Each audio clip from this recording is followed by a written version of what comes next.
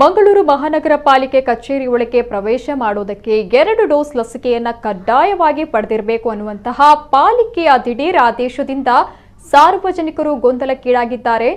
COVID-19 ನಿಯಂತ್ರಣಕ್ಕೆ ಎಲ್ಲೆಡೆ vaccination ಮೇಳ ನಡೀತಾ ಇದೆ. ಅದರಂತೆ ನಿನ್ನೆ ಪಾಲಿಕೆ ಪ್ರವೇಶ ದ್ವಾರದಲ್ಲೂ ಆರೋಗ್ಯ ಇಲಾಖೆಯಿಂದ ಲಸಿಕೆ ನೀಡುವ ವ್ಯವಸ್ಥೆಯನ್ನ ಮಾಡಲಾಗಿತ್ತು.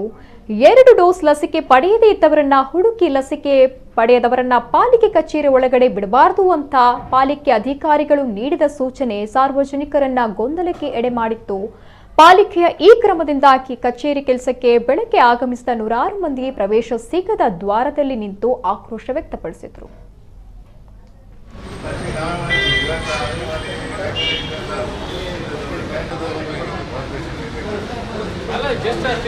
ಡೌನ್ಲೋಡ್ ಮಾಡಿ ತೋರಿಸಿ ಸ್ವಾಮಿ, ಇದೆ ನಿಮ್ಮ ಮೊಬೈಲ್ ನಂಬರ್ ಹಾಕಿ ಬರ್ತದೆ.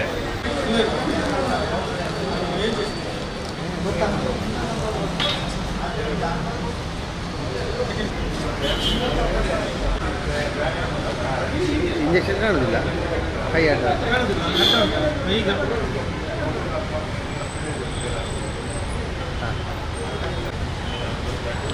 ನಮ್ದಾಗಿದೆ. ಹೇಗೆ ಹೇಳುವುದು? ಆರೋಗ್ಯ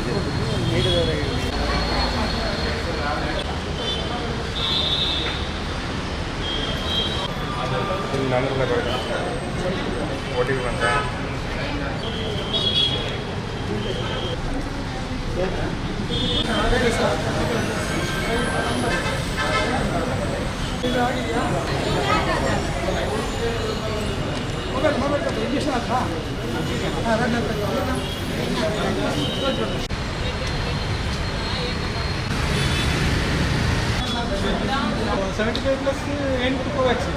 ಹೌದು 193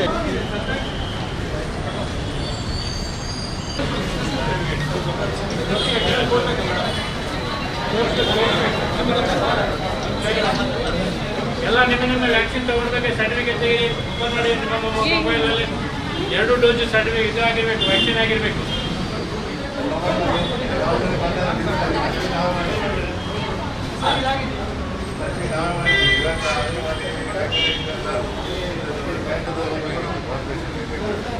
ಅಲ್ಲ ಜಸ್ಟ್ ಅಷ್ಟು ಇದೊಂದು ಡೌನ್ಲೋಡ್ ಮಾಡಿ ತೋರಿಸಿ ಸ್ವಾಮಿ, ಇದೆ ನಿಮ್ಮ ಮೊಬೈಲ್ ನಂಬರ್ ಹಾಕಿ ಬರ್ತದೆ.